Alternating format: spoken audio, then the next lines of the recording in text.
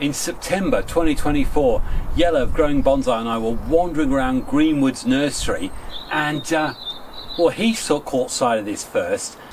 Oh! Do you have an elm already? Do I have an elm? This trunk, the age on that bark. You prune this back, and you've got a really great tree to start off with. I didn't buy it straight away. I actually waited 4 or 5 weeks before I eventually did commit to buying it. But do you want to know what's going to happen to it? I think you're going to be stunned as much as I am.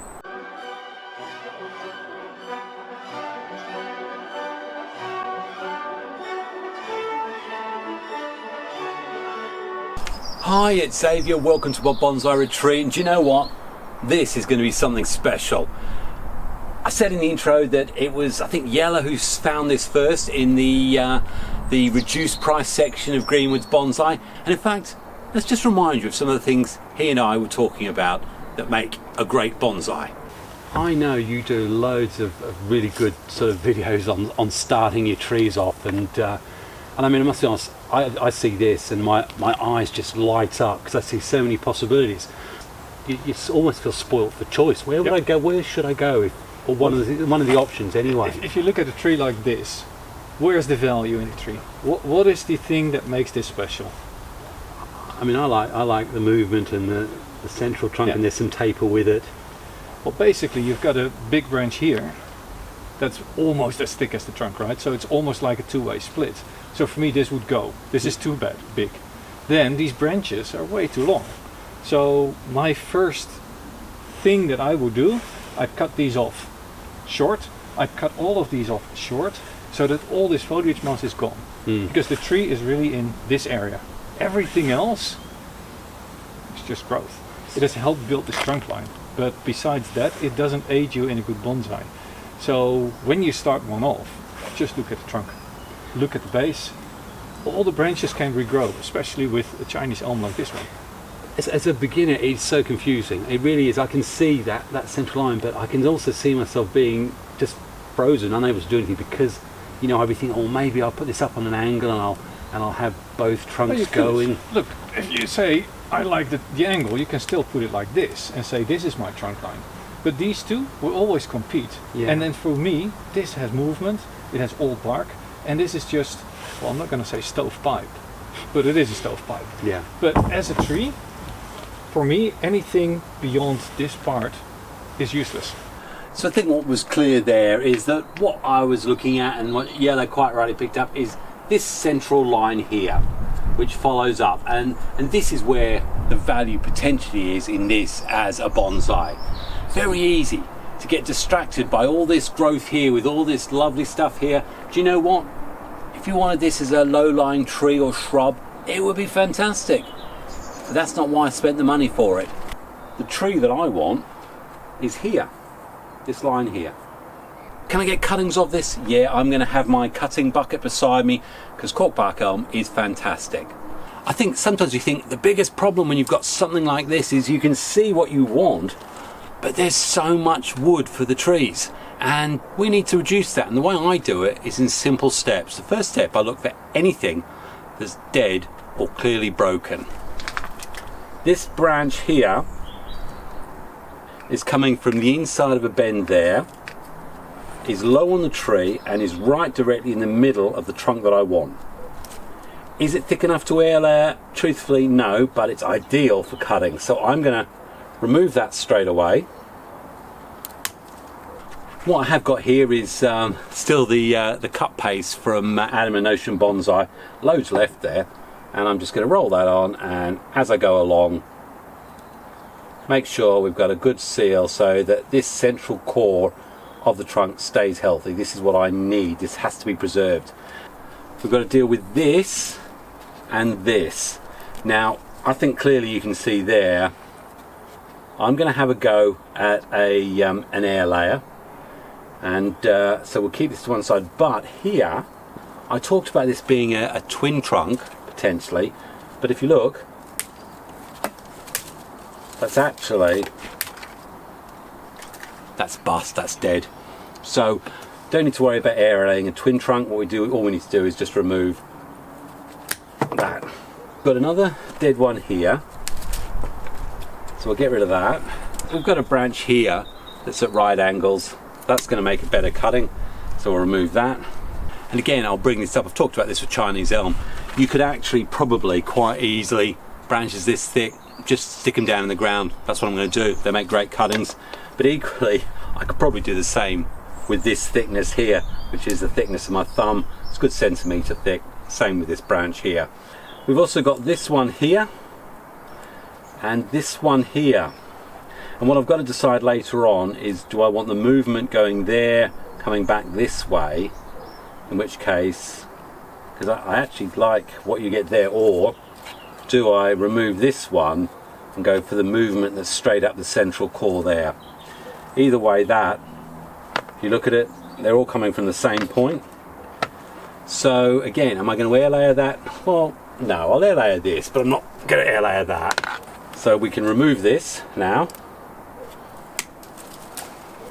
and clean it up. Okay, and again, get some cut paste on it. I'm wondering whether I bother airlaying that one at all and just use that for cuttings. Okay, I've got a big junction here. Probably don't want that one there. That's more cuttings. And actually, the air layer won't go on for probably another 6 or 7 weeks. I reckon I could probably cut some of these right back.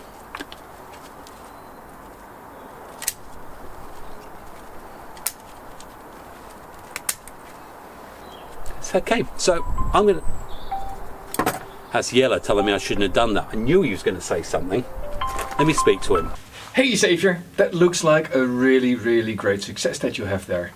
In fact, I also have one of those little elms that I pruned drastically, and indeed I also get this massive budding. So yeah, if your elm is really healthy, I agree, you can just do very drastic cuts. Says you really need to think about which of those you want, and the view was to actually remove that one. And the main reason for that is, in terms of taper, we've got taper happening, and it tapers beautifully down to these, and potentially we could take off this one and this one. So this is going to be an air layer. So you can see the line is going to go up like that. Who here thinks I've chopped an absolute ton away already and probably have destroyed the tree? No, it'll be fine. Really will be fine. Let's get my cutting things, and I'm just going to be poking them in. So this is going to take a little bit of time. Bucket of water, and let's just first of all get these so that they don't dry out before I systematically cut them up into, hopefully, I'm hoping to get at least 100 cuttings out of this. And obviously the dead ones, they actually don't need to be in water. And look at that. I'll put something like that almost directly in and just see what develops from it. Take the bottom one off. Yeah, lots of different ideas. Anyway, let me start working my way through this. I've got different videos on cuttings. Next time you see this, it's going to be absolutely full of Corkbark Elm cuttings. So, with all those cuttings done, this heavily cut back, we'll get that as an air layer, potentially that as an air layer, with that being the main line. I want to let this continue to grow. I want to see him get lots and lots of new buds from it. Potentially, once those air layers are off, I could well be cutting it back, right back here. We'll just have something even probably higher here actually. It's probably going to be there, up there, and probably cut about there. Not concerned about making big cuts, are you? This is actually really nice. I saw this video about making big cuts on bonsai that you released just recently. And I thought, wow, he really does it. Now, in fact, I should have listened more, because this is a very similar elm to what you're developing there. And I have not yet removed the biggest branches. But I am allowing this to grow out. I've removed a lot of side branches. Not ready for developing an apex yet, but this is actually very similar to what you're developing there. Well, look, I thought I'd come back. It's the 8th of April, and I think I pruned this 2, maybe 3 weeks ago. And I know often people get a little bit worried when they see great masses of foliage removed on their deciduous, or in fact, many trees. And there's this worry that, you know, you've cut all the leaves off and it's not going to respond well. Well, I assure you, certainly with your elms, that they will back bud for Britain, as I would say, even if you're not in Britain. So let's come in close on this cork bark. All along here are multiple, literally multiple buds everywhere. All of those are going to burst forth with lovely foliage, and this is all over the tree.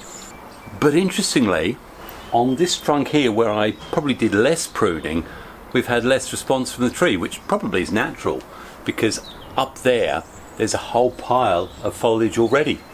So I'll be able to take the main airlayer from there in 4 more weeks' time, which is what I wanted to do, and potentially there as well, leaving this as the future of the tree.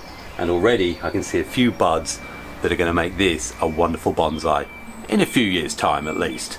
Right, well, we're now the 22nd of April, and I've seen more observable results on the way this is budding back.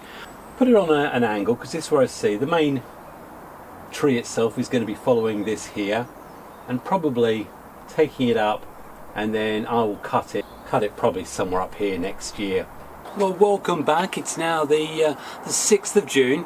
I'm probably a week later than I wanted to, but I had this cracking week with Adam of Notion Bonsai. Well, we did 5 fantastic videos between us, 2 on my channel. You thought it was great seeing Jelle in the retreat. I tell you what, I think having Adam here was just as exciting and as much fun. But anyway, we're now at the stage now where, well, look, you can see there's been a load of growth, reassuring you all that actually that heavy pruning I did was fine. Not a problem at all with Corkbark Elm. So now what we've got to decide to do is the Airlayers. Before we go any further, I bet there's a few of you who want to know how the hardwood cuttings went on, because you know probably that all the smaller ones I put got eaten and displaced by the birds. But I took some thicker, sort of up to pencil size thickness. You might be a bit surprised by the results. Come and have a look. Yeah, even I was quietly surprised. We've got here, even ones where we're not seeing a lot of signs of life, they're firmly stuck in there, you can't pull them out, and they've got little green buds coming up. But these ones, look at them, we've got loads and loads of growth, little bits there. But even here, where we look at the ones that aren't yet showing, you'd think they're all dead. I can turn around and say that I have 100% success rate with those hardwood cuttings. And if you look at the thickness, I mean, that is lead pencil thickness. So that is some quality future bonsai already with a thickness that are going to make people want them. This is also a Corkbark Elm, and I rooted these from cutting. So yeah, I knew you could take them from cuttings. I've taken very, very big cuttings here. Right, let's go back and have a look at what the small quandary, because I've got to make a decision about where is going to be the leader for this this epic Corkbark Elm bonsai. With that, I like that line, and there's certainly a lot more taper happening there, which means that is going to be the top of the tree somewhere there, or indeed I'll cut it there. So while I'm thinking about which of those I'll do, what I can do is an air layer on here. If you look at it from this sort of angle here, then that's going to be the main junction of the 2 trunks. If I probably have it somewhere lower here, have a tree created there, any longer, and there's absolutely no taper on that at all. So I'm going to take it reasonably high. Needless to say, you need one of those. You need a very sharp knife, a couple of bits of wire or a bag, plastic sheet, certainly something that you'll be able to wrap around there. And if you're going to have a bit of plastic, well, you certainly need some sphagnum moss to put in it, a brush and some rooting hormone with IBA in it. IBA, as I'm sure many of you are aware, basically acts as a synthetic hormone to replace auxin. So it encourages the cell division to turn into root growth rather than shoot growth. Roots rather than shoots. And tin foil. So I'm going to take off cambium, probably around about here. As I say, there's a little jink there. So let me get in there, nice sharp knife, this is going through very, very easily. Just do a downward slice. Now the thing about the cork bark is obviously it's a corky bark, so it may not come off exactly as I expect, but hopefully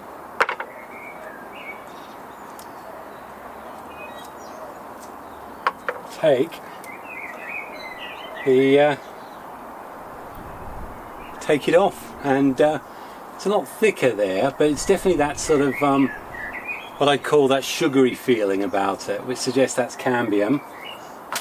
Got quite a bit of wood bits up there, and I don't know whether that's just a sign of what exactly the cork bark does. So I'm going to leave that. I'm not going to do any scraping. You can see the gap there. It's probably 2 times the width of the trunk. What I need to do now, I'm just going to paint it all around the top. So we've got loads of moss. And remember, we want quite a bit to be at that top side. You want to make sure you've got a good 360 degrees of sphagnum in there. Don't pack it down too tightly. And that should be quite a nice amount of moss. And obviously the reason why I do that is to stop against algae. I've managed to get a second air layer on there.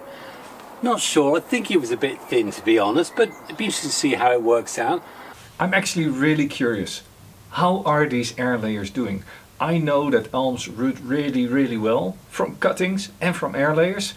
How did they work for you? First of all, let's deal with this monkey in the room. Many of you probably know already, but Gary from way down south near Gloucestershire decided that he was going to help me out with my Lord of the Rings Ents, because I suggested I needed a big slab with lots of different planting levels and ravines and gullies and all sorts. And I've just got back from there. In fact, I got back from Puzzle Wood, which is exactly where Tolkien spent his time before he wrote Lord of the Rings. But you know what? There's going to be more of that in its own dedicated episode when I start repotting my Oak Bonsai Ents. But I've got to say early, Gary, thanks. You treated me like royalty, and absolute pleasure meeting you, and the stuff you left for me, incredible. Anyway, I have a funny feeling this is what we really want to see, because I haven't looked. Have we got roots? Yeah, I'm nervous, but I am prepared. So clearly, if we've got roots in there, I'm going to be wanting to get them into an appropriate mixture. And for those of you who are wondering, that's my appropriate mixture. It's fine-grained pumice zeolite, but this time I've actually mixed it with an ericaceous potting soil, mainly because that's the only organic stuff I had around. But I think that could probably help. But I want the ericaceous because I do want a bit more binding, and I don't want all the water running out while I've got very tender new roots, hopefully. And the other thing I'll be using pond baskets, and I've found I've had a lot of success with those, certainly with the maples. Got 2 of those ready, and if I've got the appropriate setup, then I will also try and tie them down. And I'll be using my patented, can't say that. Can you say the word patented? I'm an absolute cripple, aren't I? My secateurs, they're the ratchet ones, so hopefully I should be able to get through that trunk. But you know what? I'm just putting off the pain, I think. So let's get in close and see if it's going to be yay or nay for this great project. Get the wire off, and all I can say is I don't think I overwatered them, but oh my gosh. You can tell by my hooting that these are lots of rooting. Absolutely over the moon. Now I do need to be careful, but as I said to you, oh look at this. This is a, actually they're quite dry looking at that. Better be careful actually. Right, well wow, that's definitely roots. And lovely white tips on them. I didn't expect, actually that sphagnum moss is quite dry under there. So I'm going to give those a really good soak down and come back to you. Well, clearly I'm absolutely over the moon with the amount of roots. I did say to you at the beginning that, you know, certainly Chinese elm, and this being a variety of that, will root very, very easily. That's absolutely full of roots as well. So while I'm waiting to get to that, I'm just gonna give that a load of life-giving fluid, I think. Anyway, this is all good news. That's two successes. But what I'm going to do now is just separate that and say, hey ho, that's another little Corkbark Elm, and I think that's going to make an absolute beauty, to be fair. In fact, what I think I will do, and I wouldn't normally, but I don't think it's going to be an issue. I'm going to drop this in a bucket of water. Just let that soak a little bit, and then that'll make it easier for the next stage. There we go. And yeah, equally I'm sure you can see the roots there. So let's get that in water as well. And as I say, I wouldn't normally chuck them in a bucket, but actually I really want to rehydrate them, and then they are going to be going straight into a pond basket. I'm saying just continue to very, very carefully. I want to get as much of that sphagnum away as I can, but I'm not going to muck around up here. But at least this way we've got some of these roots are now pointing downwards, which is going to allow me to just spread a couple of them out. There's the point where the airlayer was. Clearly got my roots to one side.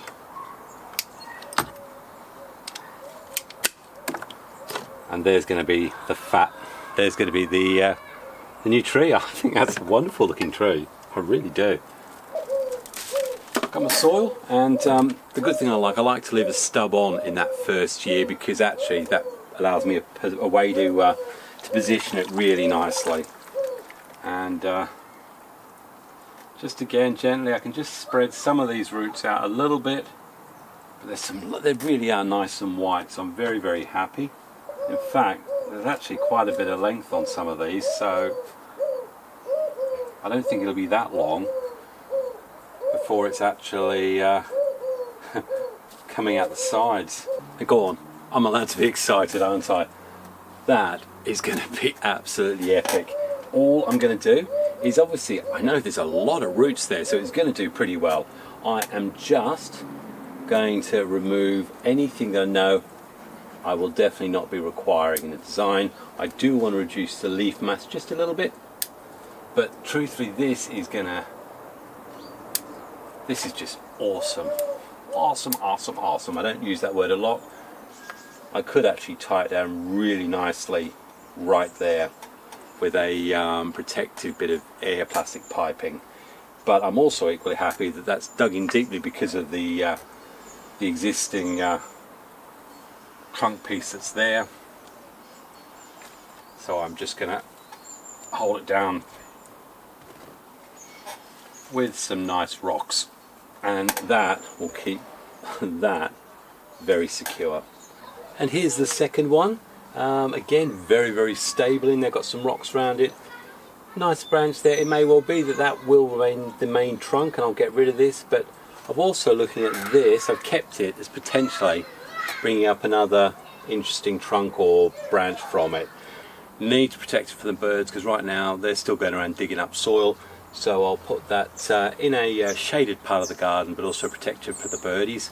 It's been a long old process from last year when Jelle first pointed this out to me when we were looking at it, but this is probably the design line we're looking at. Lots of movement around there. What I can do though is where we've got some clear stuff we won't be using, like that, I can remove that. Got a few that are down here that I don't want, so I will clean up actually just a few of these, so we just leave the branches that we want. Many of you say, what are you going to do with that? Well, actually the reality is that's going to get cut right back to a stub.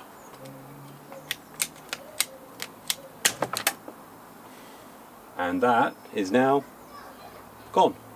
Again, we've got this stub up here now. We will just reduce that. And there we go. You clearly see, hopefully that'll be a main branch. That dips a bit, but that could be a branch. That one, and we've got one at the back here. And these two, I've just put some very, very basic wiring to keep the one upright, but also I want to bring this one forward so we can start bringing the tree towards us. And clearly, wire on an elm, even at the sort of later stages of summer, definitely need to keep an eye on that, and I'll be probably having a look at that in 5 or 6 weeks time. So I'm going to turn around and say now, I reckon I've had an absolute 100% result with this Corkbark Elm progression from a promising development tree picked up from Greenwoods in 2024, courtesy of the sharp eyesight of Jelle of Growing Bonsai. We've now got this, and indeed these two beautiful successful Airlayers, and I couldn't be happier, and hopefully it's given you the confidence to certainly, if you've got your elm species, to go ahead, find something where you've got a great trunk line, and then if you've got a couple of other branches, airlayer them in the correct position, and you can end up with pretty well an instant bonsai, which is exactly what we've got on this one. Not so much on this one, but for me that's a massive thumbs up. So again, massive thank you to Jelle Growing Bonsai. You've made this possible, but indeed this is done with my hands, so I'm very happy. Hey Xavier, that is a really interesting tree now that you've pruned it back all the way to the main trunk line. Question is, how are you going to develop it? Anyway, if you want to see more about some interesting Corkbark Elm, which may well have ended up in a tanuki, that's a fantastic video. Apart from that, all the best, happy bonsai, and God bless. Cheers.